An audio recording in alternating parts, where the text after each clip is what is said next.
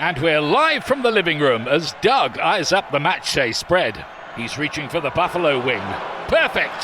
Hang on, what's this? Oh, he's gone for a can of Pepsi too! Incredible! What a finish! Sensational combination! Look at the delight on his face. There's no doubt about it. It just tastes better. Match days deserve Pepsi. Food deserves Pepsi. Grab a pack of Pepsi Zero Sugar for today's match. It's poetry in motion. Study and play come together on a Windows 11 PC. And for a limited time, college students get the best of both worlds. Get the Unreal College Deal. Everything you need to study and play with select Windows 11 PCs. Eligible students get a year of Microsoft 365 Premium and a year of Xbox Game Pass Ultimate with a custom color Xbox wireless controller. Learn more at windows.com/student offer. While supplies last. Ends June 30th. Terms at aka.ms/collegepc. Welcome back to I Want That Too, the podcast where Disney merch meets Disney history.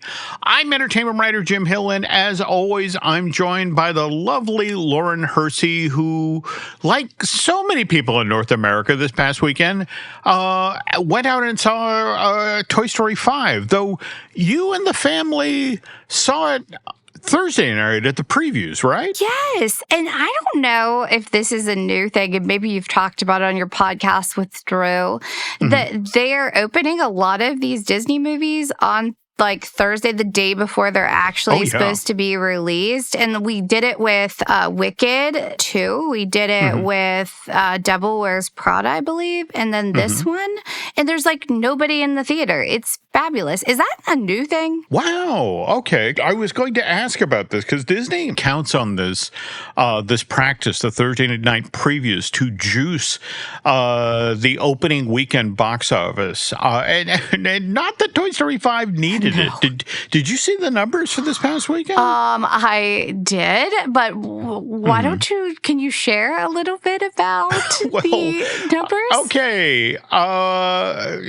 Again, Disney was very hopeful that this, Toy Story 5 would do well, both domestically and internationally. They weren't ready for what happened.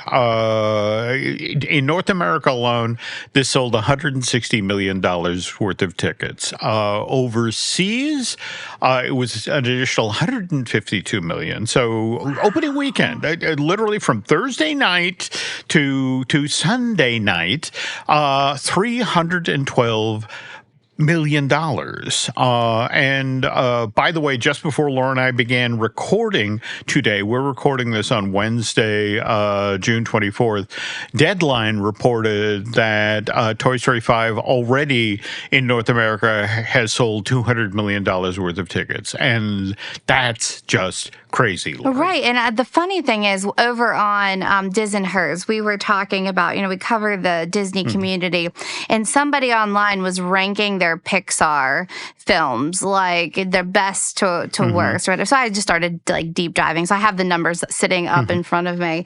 But I think Lightyear in general, like for the whole time that it was out, made $226 million. To put that into perspective, like Toy Story's opening weekend, just insane. Yeah. Wow. And I mean, that's in the Toy Story family. Oh, no, absolutely. And by the way, a much better film than people are willing to admit. But anyway, and kudos to Angus MacLean, for directing that. But, the interesting thing is when you do that sort of business, when you do that well, what ends up happening this coming weekend is when Supergirl is coming out, and already the trades are writing about the fact that, geez, it's looking like Supergirl, which, should have been at number one at the box office for its opening weekend, is actually going to come in second to Toy Story 5 again. Oh, yeah. I'm like, you talked about the Mario movie at one time, like blotting out the sun. I think that's happening with Toy Story. Like, I didn't even really know about Supergirl until we were at Cold Stone, and they had like a special Supergirl ice cream which, I mean, you're going to talk a little bit today in our like baby feature about. Yes, well, again, interesting that you mentioned that, because the one thing that the Toy Story 5 runs out of runway on July 1st, and that's when Minions and Monsters opens in theaters. And, that just literally, that's a day when animation fans switch their allegiance from the toy, the toys from Andy's bedroom, or excuse me, Bonnie's bedroom now, to the Minions. And then when that runway runs out, are we on the Moana train? Like, does it bleed like right one into another? See, it is so fascinating you bring that up, because when you get to the mini feature later in today's show, we're going to talk about the fast food component of all of these films: Toy Story 5, Minions and Monsters, and Moana, the live-action Moana. But before that, you've got we're going to be talking about Disney trading cards, right? Yeah. So we have this is a little bit different structure of a show because we do have so much news. So we are going to do the mini feature, but we're going to talk about how Lorcana is having its moment in the sun at this point. Like, there's some really crazy things going on, and even park adjacent. And then we're going to be talking about some Hakuna Matata Lion King merch and the bigger story around this franchise, and then looking at how Disney chose a snow globe to kick off what could be the next chapter of our Cinderella Castle merch. But before that, quick challenge for our listeners. We know that thousands of you are tuning in every single week to this podcast, and we want to hear more from you. So leave us a review. Tell us your favorite Disney souvenir or something that you've ever brought home from a park, cruise, vacation, because we want to start sharing some of those responses over here on I Want That Too, and it helps other people find out about the podcast. Got it. And before we get to this week's news, I want to remind you that I Want That Too is brought to you by our friends at UnlockMagic.com, your go-to source for great deals on Disney and Universal tickets. And if a trip to the parks is on your radar for summer or fall of 2026, head on over to UnlockMagic.com and let their team help you make your next vacation just a little bit more magical.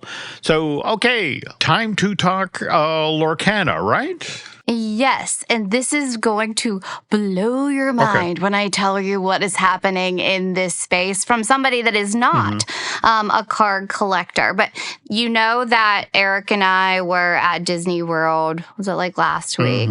So while I was down in the parks, I got a text from a friend, and he was asking me to keep an eye out for these Lorcana cards, specifically the Wilds Unknown set.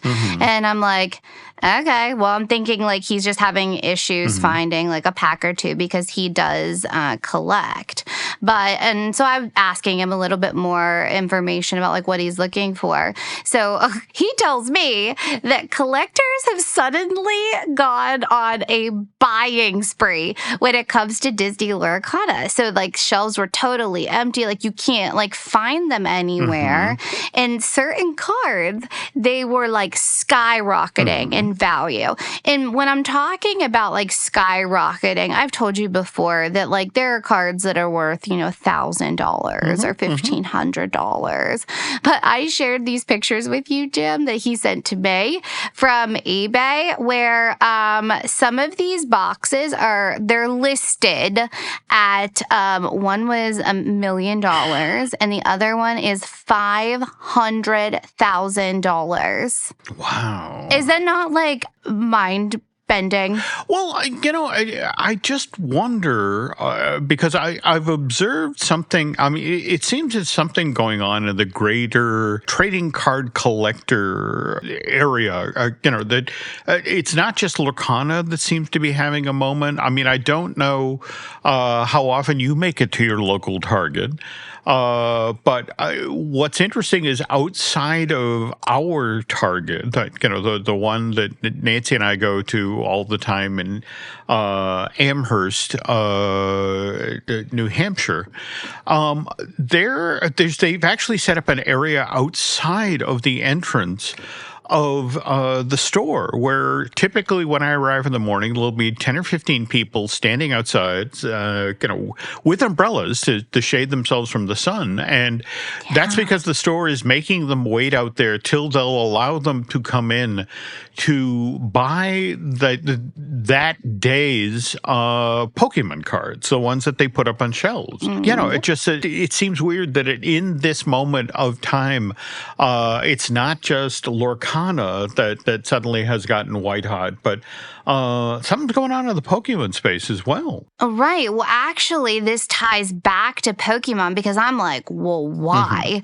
Like, why all of a sudden? Because, I mean, when you couldn't get Pokemon having a son that collects, like, you could always still get Lorcana. So what he said was that there were some longtime, like, trading card collectors that were in the Pokemon space that started paying more attention to Lorcana. Okay. And that paired with there being rumblings that about limited reprints of older Lorcana products, like that's what's created this scarcity and those prices to go up, because they're basically saying they're not going to do reprints anymore of the original cards. And then you take that Wilds Unknown introduces the Pixar characters into the Lorcana universe for the first time.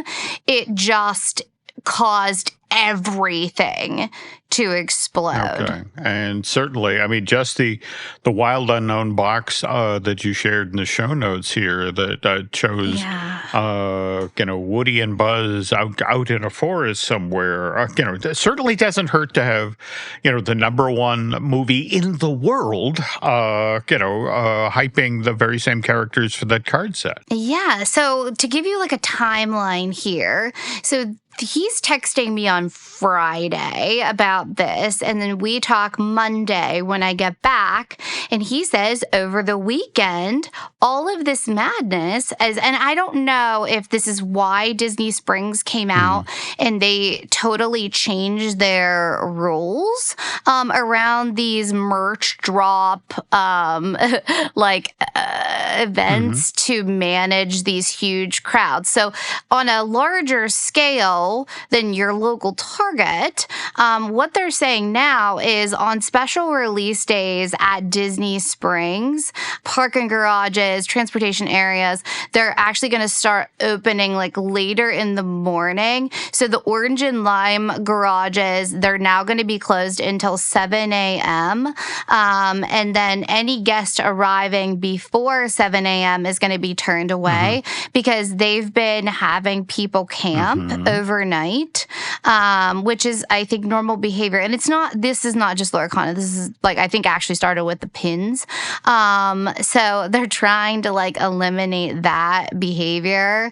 They're also working on, better queue management. So they have now designated waiting areas. They're giving out wristbands, kind of probably what I saw at the opening of the Disney store, maybe coming back for your return times. So they're trying to get people in and out so these huge lines don't, start accumulating everywhere.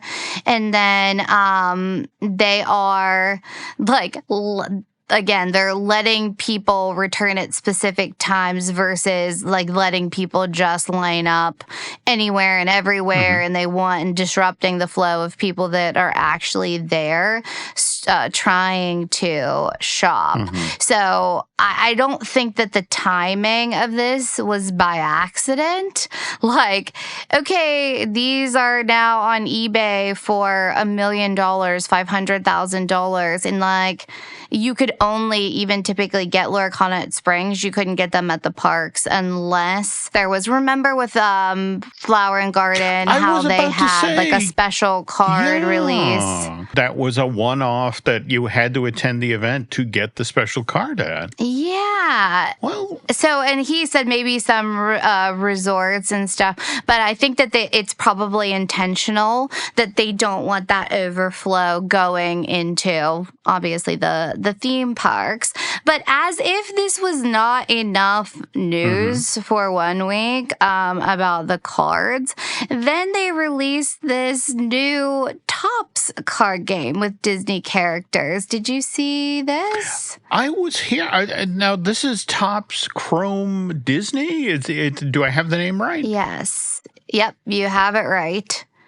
And I've not seen, like, the top specific Disney exclusive cards.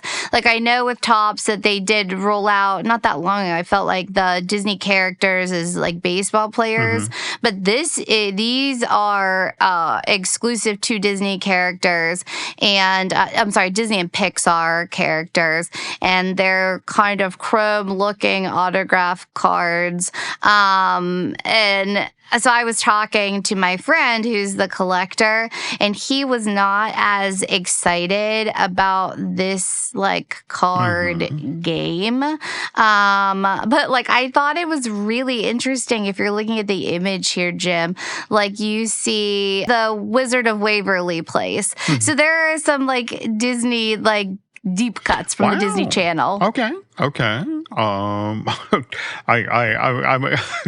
well, again, Selena Gomez now is Selena Gomez of Only Murders in This Building. So, right. But, they're doing those Disney Channel nights and stuff at Disneyland. So we'll see with Topps. And then there is one more piece of collectible card news. Because we clearly have not talked about cards enough.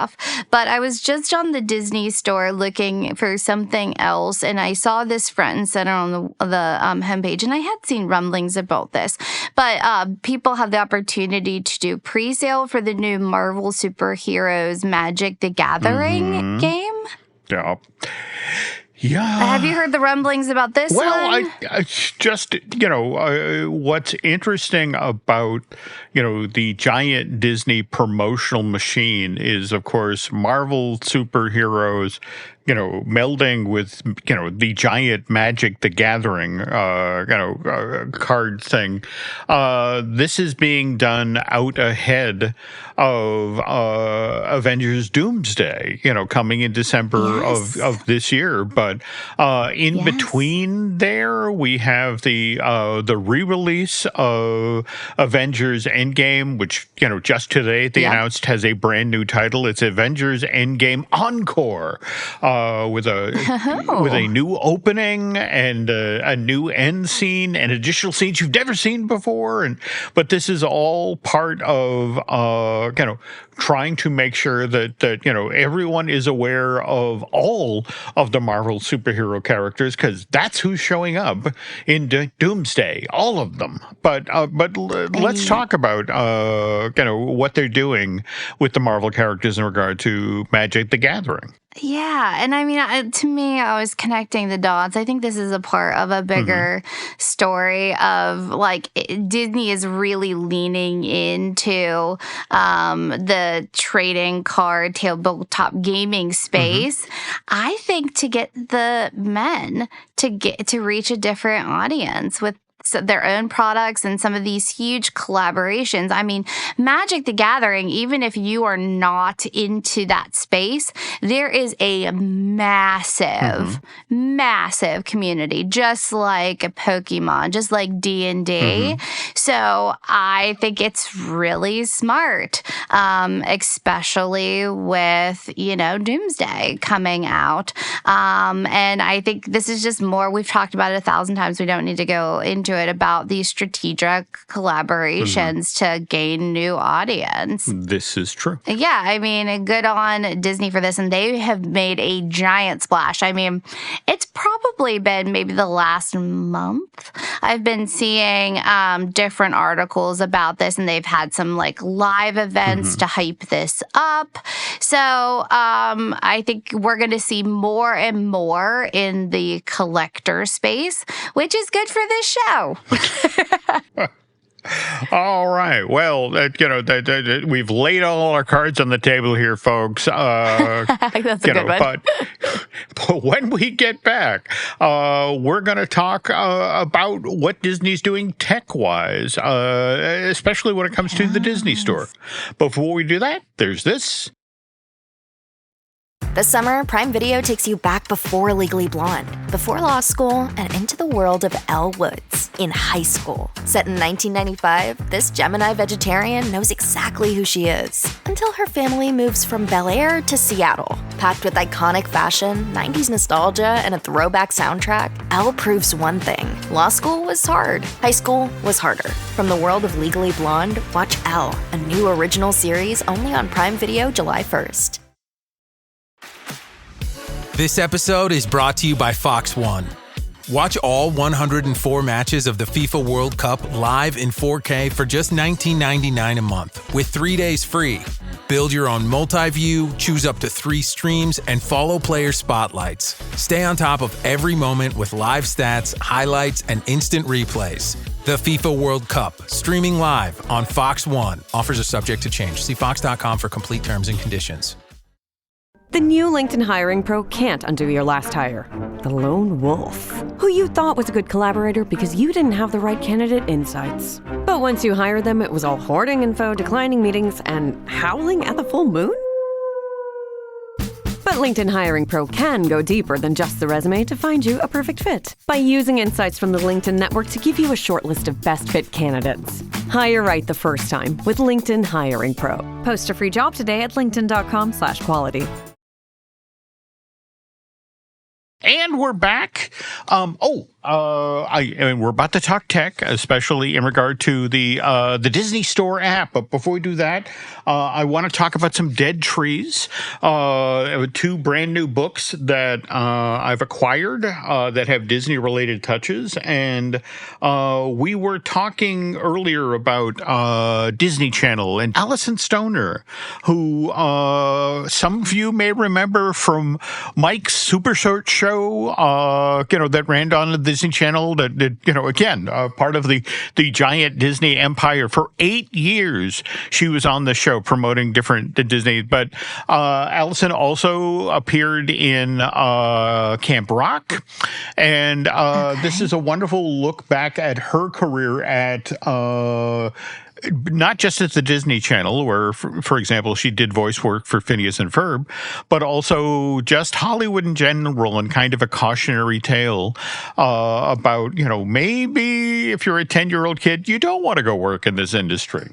And the other book that I recently picked up by D.T. Max is Finale, and it is its subtitle is Late Conversations with Stephen Sondheim, of course, is that giant of musical theater. And what's great about this is there's a couple of really great Disney-related stories in this collection of interviews. And for example, how Sondheim was well into doing writing a musical that was set in the human brain, where emotions got personified, and then he saw that Pixar was doing Inside Out. I was gonna say, maybe that could have been a collab. Inside Out the musical. Well, but the thing of it is he then goes on to say, and see, the sad part is Pixar did it better, because I didn't figure out that you really needed sadness to tell the story right. And I went and saw their version and went, oh, they got it right. Dang. And then he tells the story about, he wrote the songs for Dick Tracy, the movie that Disney released in 1990. And, the score got nominated for an Academy Award. But just prior to the ceremony, Sondheim couldn't go because he broke his ankle. And so Disney felt bad, and they sent him, as a, we're sorry, you have to sit at home and watch this, but, they sent him a chocolate Oscar.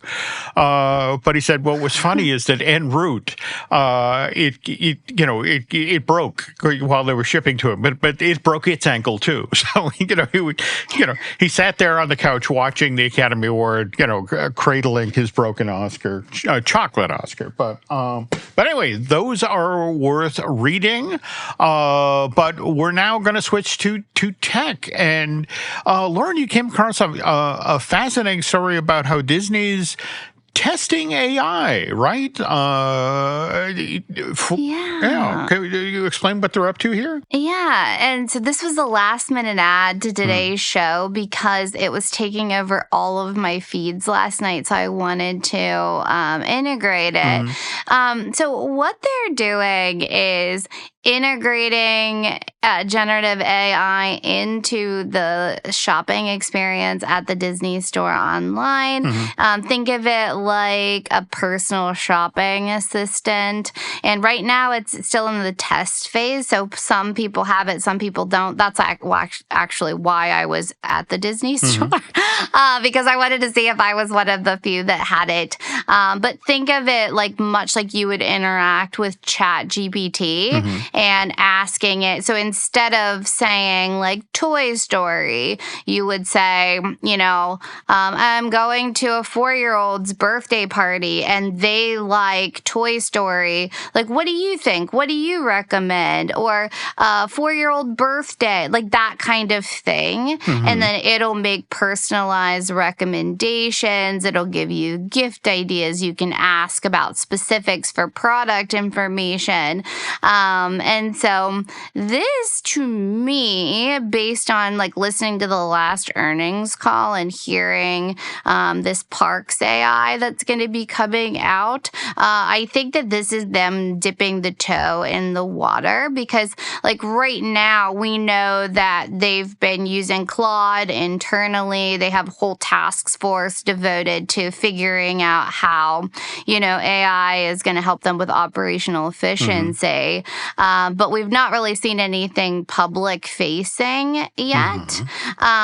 So excited that they're testing this because I think that the bigger goal is they want to simplify for parks, make it easier for people to like book their vacations and manage their vacations. But for this, because I'm always looking at the why are they doing this way now? I think it makes for a better experience, but they care about that. But what they care about more, I think, is obviously money. And so I think if you make it even easier to shop, I think people will indeed spend more money, or maybe they will purchase something that, they weren't intending because the bot made a great recommendation. So, you have any feelings about this? I guess what intrigues me about this is that, for example, I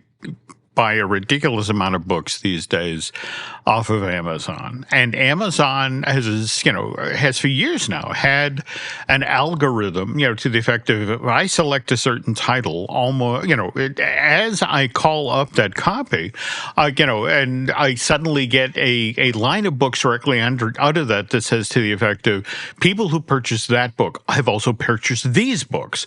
And often as not, I will scroll through and find something that, I might want that. So how is this different from that algorithm? I have to assume is the bot going to go back through my previous purchases and look for a pattern? Or I would not doubt that. I also think that they're going to use this massive amount of data to make informed decisions about what kind of products they're going to roll out based on what people are looking for and the specifics around that. So I would think that it's like the algorithm on steroids because, you're consenting to give them this information. So I think that this is going to, if they do it right, I think this could be a huge game changer for them. Because right now, just walking through the consumer journey, I have a child, my neighbor's having a birthday. I go to the Disney store and I'm going through clothes. I'm looking by character. I'm looking at, the toy section. But to just say in natural language what you are looking for, what is your intention, I think is going to give Disney a lot more data and insight how to get people. I mean, like say that, people don't buy because of the $85, shipping. Maybe they're going to do a code. I don't know. But the other piece of this for our purists who are anti-AI, we're agnostic around here. We're just giving you the news. But human customer service representatives are still going to be available by phone. And right now, this is just Apple. There's more announcements coming for Android, but they're expecting a full rollout later on down the road with us. Interesting. And speaking of further on down the road, we are, of course, recording this in June of 2026. And if we look ahead to 2027, one of the anniversaries that the Walt Disney Company will be celebrating is the 30th anniversary of The Lion King, the stage version, mind you, opening on Broadway. And I bring that up because, the folks at Disney Theatrical reached out wanting to make me aware of a new line of merch that they're going to be offering. And do you want to walk the nice folks through that, Lauren? Yeah, and then I will get to my questions, which I think you may have just answered. So they launched this new Hakuna Matata collection, and it looks different than typical Lion King merch. I really like the design and the colors, but it's tropical for summer. Yeah, and I have to say, I had actually stopped buying Hawaiian shirts a couple of years ago. I used to wear them, especially for events, that sort of thing. And there was one day I was in an elevator at Feature Animation, and this cast member walked in, artist or an animator who worked there in Burbank, and sort of did a double take and, said, "You look scarily like John Lasseter." And it was like, wow, fat, bald guy with glasses wearing a Hawaiian shirt. It's like, okay, I've become a cliche. Maybe I need to cut back on the Hawaiian shirts. You better hope he doesn't do anything and end up in jail. Well, there we go. You got the line There we go. But on the other hand, I really like this this Lion King shirt. I may have to go back and now, mind you, as well, it's also a limited time collection, right?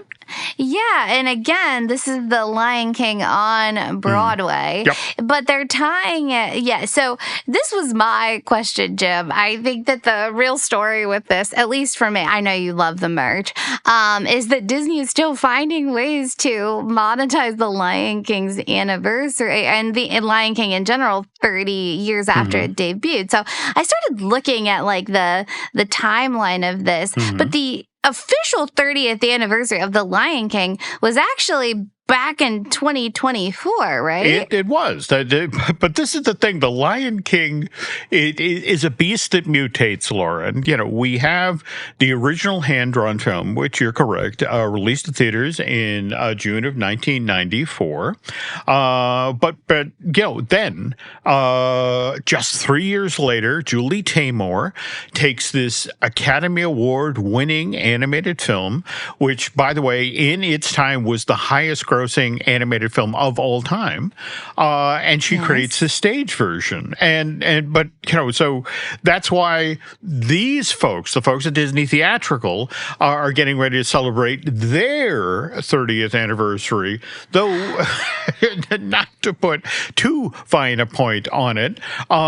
There was also that, and I don't want to make the mistake that a lot of people do. It's not the live action Lion King that Jon Favreau directed. It's a photorealistic CG version. And didn't that come out in, what was it, 2012, 2013? So, and just last year, we got Mufasa, The Lion King. Yeah, but so we've been celebrating okay, this is where the timeline gets fuzzy for me. So we've been celebrating the 30th anniversary of The Lion King largely over the last 2 years. Easy. But what you're saying is that this line is actually celebrating the 30th anniversary of The Lion King on Broadway a year in advance. Yeah. Or are we still celebrating just The Lion King's Well, and 30th? the irony is, again, Lauren and I are, recording this on Wednesday, June 24th, and I want to say just a day or so ago, Disneyland Paris released a short film because they're, of course, building their Lion King flume ride, Yes. and they were already showing off the Easter eggs that will be hidden in that attraction. So the sun never sets on the Pride Lands, Lauren. That's the Pride Rock? No, it There does we go. not. I was so confused. I'm like, okay, I get it. But what 30th is this? But anyways, check out this collection. I mean, Lion King is just the gift that keeps on giving, and I'm sure we'll see even more. I really did like, though, that this was an Hakuna Matata line and not specifically like largely character driven, and they're treating it more of as like a way of life. And so I really enjoyed that wonderful line. Good on ya. Happy 30th again, Lion King. And again, I got to exercise some self-control because I think I'm getting a really loud shirt that I can wear, to the barbecue at the Lassiter house. Anyway, okay. And as we close out this section of the show, it's midsummer, but we're about to talk about snow, right? Or snow globes. Is that right? Yeah, this is just a mini point that I wanted you to weigh in on.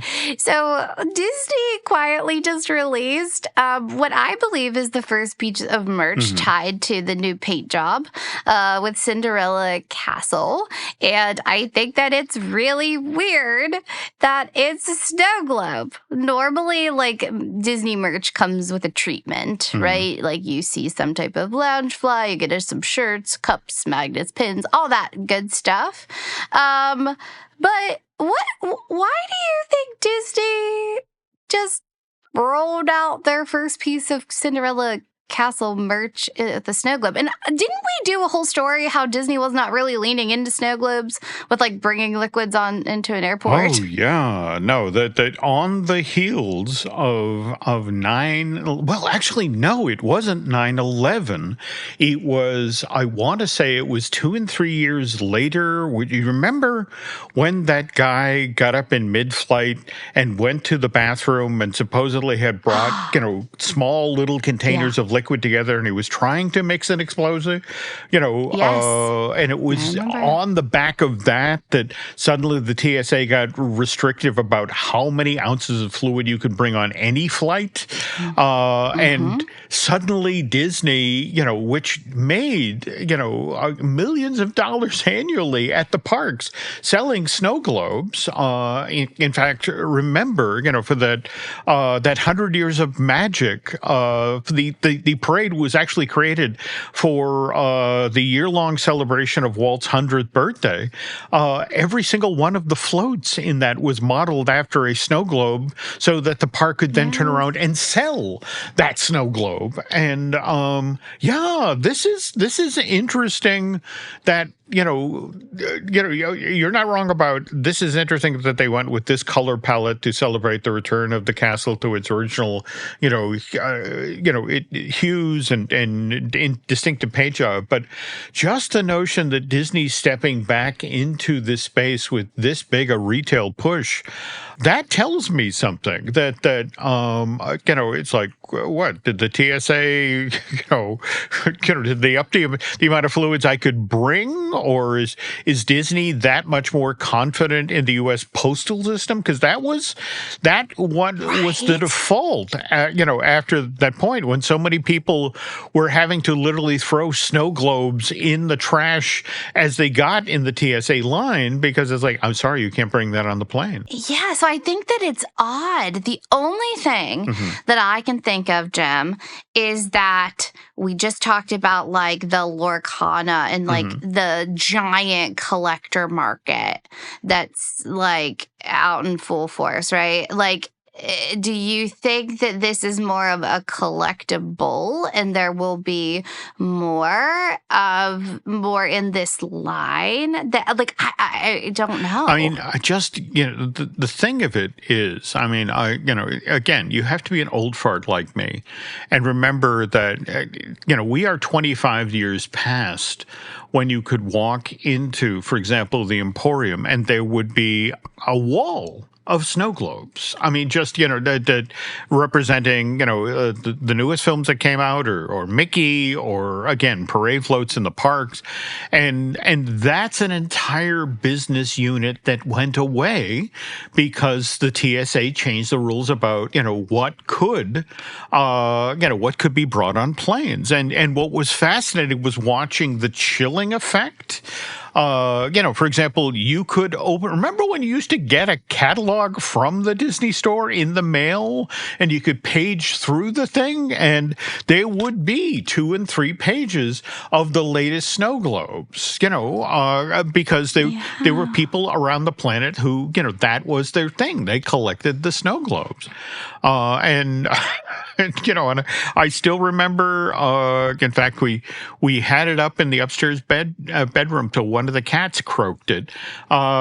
We had the special limited edition California Adventure snow globe. I had to gingerly carry all the way back from Anaheim, California, and get it through LA and in the overhead baggage compartment, and it made it home until the cat got it. Yeah, I mean, we'll see with this, but for all those Disney Snow Globe collectors, this might be one to add to your collection. But, moving on to the mini feature of today, I mean, it is about evolution, it is about progress, and it is about collabs for Disney. So after the break, Jim is going to give us a little insight into Disney partnerships around food. But first, there's this. This episode is brought to you by Redfin. You're listening to a podcast, which means you're probably multitasking. Maybe even scrolling home listings on Redfin, saving homes without expecting to get them. But Redfin isn't just built for endless browsing. It's built to help you find and own a home. With agents who close twice as many deals, when you find the one, you've got a real shot at getting it. Get started at redfin.com. Own the dream. If you've ever blasted synth beats from your boombox or burned CDs for your besties, this one's for you. As people get older, much like their music tastes, their health needs change. AG1 is the simple daily health drink designed to deliver over 75 essential daily nutrients and pre- and probiotics to support energy, digestion, and mood, so you can make the most out of every decade and dance break. Learn more at drinkag1.com.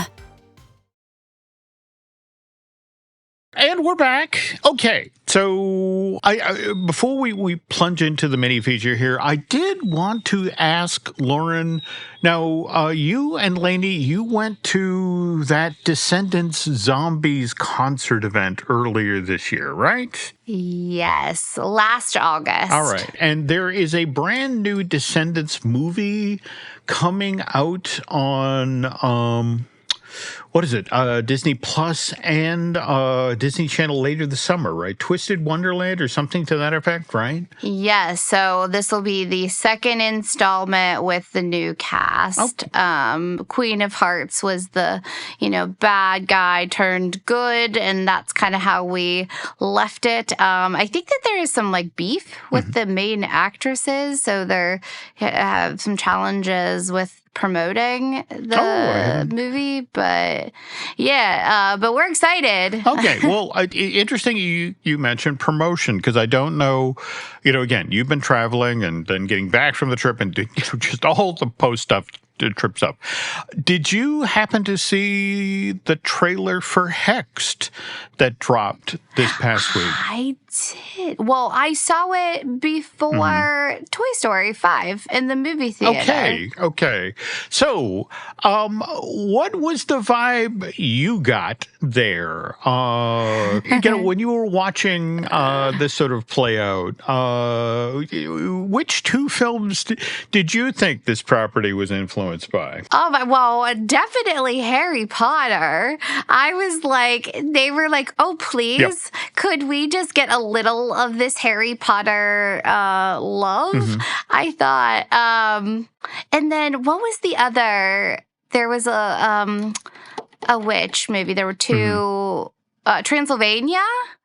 It kind of has that like dark vibe, but what's the other one you're thinking? Because I mean, it was just screaming Harry Potter. Well, you got it the first try. But the reason I brought up zombies and Descendants is talking with friends at Disney about this project, and evidently, you got to remember, Hex started out when they first announced this last year. It was about a teenage boy. Evidently, ultimately, that's Harry Potter, that's a little on the nose. Could we maybe go a little different? But evidently, this project, Hexed, is literally, at the corner where Harry Potter and Descendants meet. Oh, yes. And this teaser trailer, that they put so much time and effort into this teaser trailer, which again, they knew was going to be in front of Toy Story 5. The whole world was coming to see that movie. So this was the way they got to introduce Billy, the star character of Hext. Yes. And that's the thing. If you go back and watch that trailer, they lay out the emotional stakes of this so carefully, so brilliantly. You met that character out ahead of Toy Story 5, and the next couple of trailers that will be rolled out for this project as part of its promotional effort will give us more shape to the story, and why is Billy battling witches, and what happens after she gets sucked into this magic world. But this is Disney doing what it does best: promotion, and which, by the way, brings us back to, Lauren previously has talked at length about, why Disney did what it did with Toy Story 5. I mean, for example, why did the Walt Disney Company, when given the opportunity and its history with McDonald's, why didn't Disney go with McDonald's to promote Toy Story 5, but instead went with Papa John's? And strictly from a math point of view, Lauren, there are, in North America alone, there are 15,700 McDonald's, where there are only 3,523 Papa John's. But on the other hand, Papa John's was willing, well, look, that it's Pizza Planet, if you come to us, we will literally do a pop-up Pizza Planet. In fact, hell, we won't do one, we'll do 4. We'll do one in LA, we'll do one in London, we'll do one in Seoul, Korea, and one in Madrid. And did you get to see any of the imagery for the one that opened in LA? For the Pizza Planet?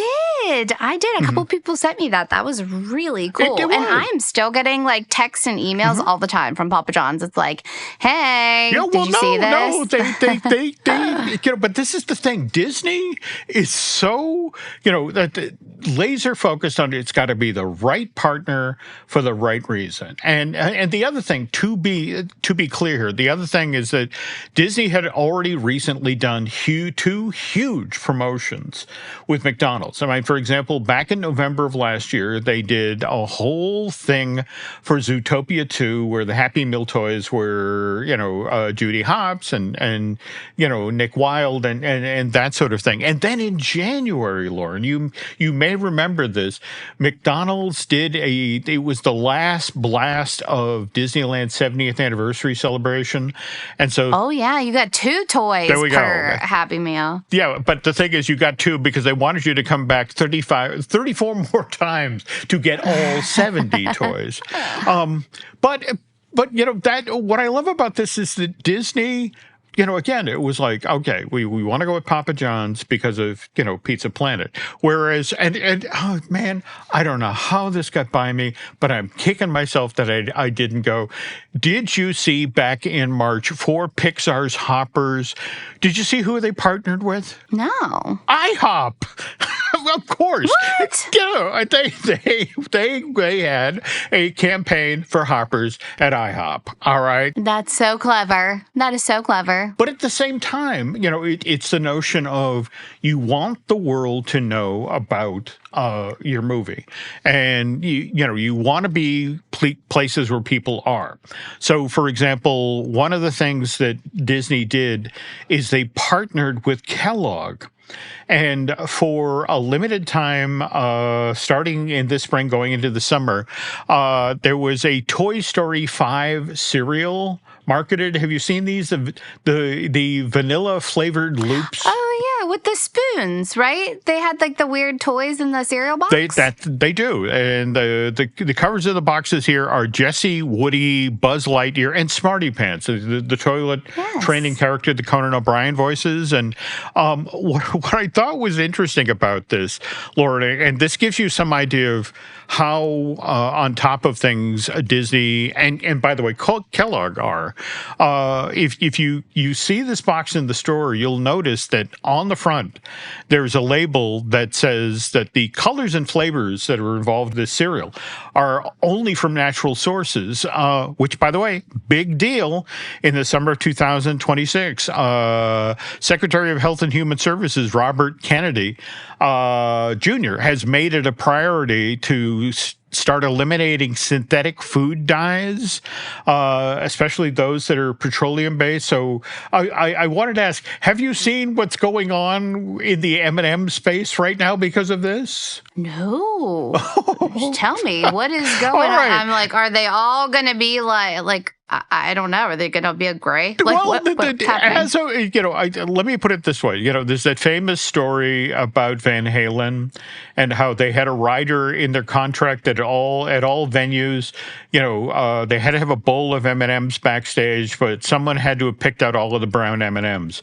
That's not going to be a problem anymore as of August, because they don't have a natural food dye that can replicate brown or blue. So as of August, the colors brown and blue in your M&M bowl go away. I won't be so sad about blue because it was a new edition, I think, when I was a kid, maybe. So it wasn't like one of the foundational colors, and it gets your teeth blue. But brown? Yeah, brown's going away. And the folks at Mars have just let the M&M purists know that, well, you got till August to buy, to bank your M&Ms, because, we're going to search for a natural dye that allows us to dye M&Ms brown and blue again. But, it's going to take us millions of dollars and months, if not years of effort. Anyway, circling back to that pop-up store, that Pizza Planet that they set up in L.A., by the way, that opened on June 12th and was only in place on Melrose Avenue in L.A. from 12 noon to 7 p.m. But what I love about this is that Wendy's couldn't let Papa John's have the spotlight all to itself. So on June 11th, the day before that pop-up store opens on Melrose, what does Wendy's do? Out in Norwalk, California, they set up their drive-thru Wendy's that celebrates Minions and monsters. In fact, when you went to this thing out in Norwalk, you literally drove through a Minions studio. And then were handed samples of the new menu that would be served at your local Wendy's. And this thing, Lauren, was so popular when it debuted on the 11th, there was a 7-hour wait to roll through. What? How did I miss this? I think this is when you and Eric were on your trip, but okay. But anyway, to sort of bring things full circle here, we now Lauren earlier in today's show was talking about Moana, which again arrives in theaters on July 10th, and Disney has sought out what they believe is the right promotional partner for this film as well, and it's Subway. And, what they've done here, it's kind of interesting that if you decide to get the Moana meal option, you're going to have an upcharge of $1. But what you get with that upcharge is you get your choice of 5 limited edition cups. One features an image of Moana, another one features Maui, then Mini Maui, then Pua, and Hey Hey. And I'm not going to lie, Lauren, they're kind of tiny cups and a little crummy. But the other thing you get, what your upcharge is, you get a $15 Fandango promo code, and which allows you to get a discount, on your tickets to the live-action version of Moana, which, again, opens in theaters July 10th. And this is what's I find fascinating, Lauren, because people have to buy the meal and have the code to then be able to buy discounted movie tickets. They actually began the Moana Subway promotion on June 11th, before the Toy Story Papa John's promotion. But the notion was that these people had to, get their Subway meals early enough to be able to then have the Fandango code to then order the tickets so that they could then go see Moana, when it opened in theaters on July 10th. And while you're talking, Jim, I just pulled up the Subway app because I have it. And it is the full screen, and it does. It says score $15 Fandango promo code in a cup for only $1. So, and again, just from Disney's point of view, I mean, and talking with friends at the studio, it was, look, we're opening in the middle of July.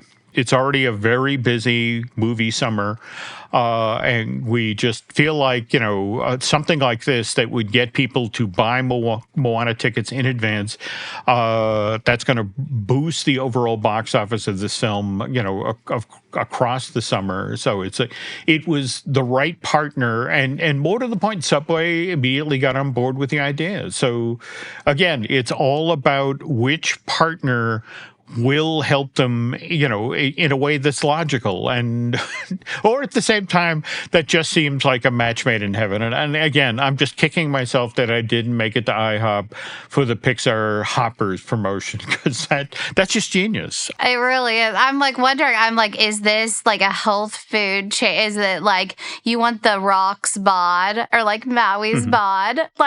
Eat a Subway sandwich. Don't go to McDonald's. I don't know. I do not know what to tell you there. Though, to bring this full circle here, worth noting that by the time we get around to November, and again, if you watch that Hex trailer again, it's, only in theaters this Thanksgiving.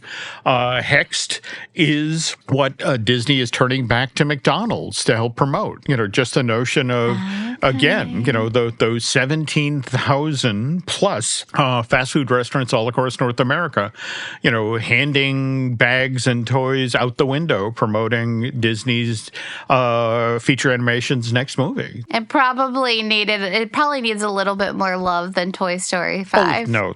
That's it exactly. Just clearly, just given that box office, people were ready for Woody and Buzz and Jessie to return to theaters. But on that note, they return to theaters, and we head toward the exits here, right? Yeah. So I do think it's time we close up shop here today. And before we do that, folks, if you want to keep up on everything that's happening across the Jim Hill Media Podcast Network, please follow us on social. Yep. And if you've you've got a question or an idea for a future episode, we'd love to hear from you. Jim can be found at jim@jimhillmedia.com. I'm at lauren@laurenhersey.com.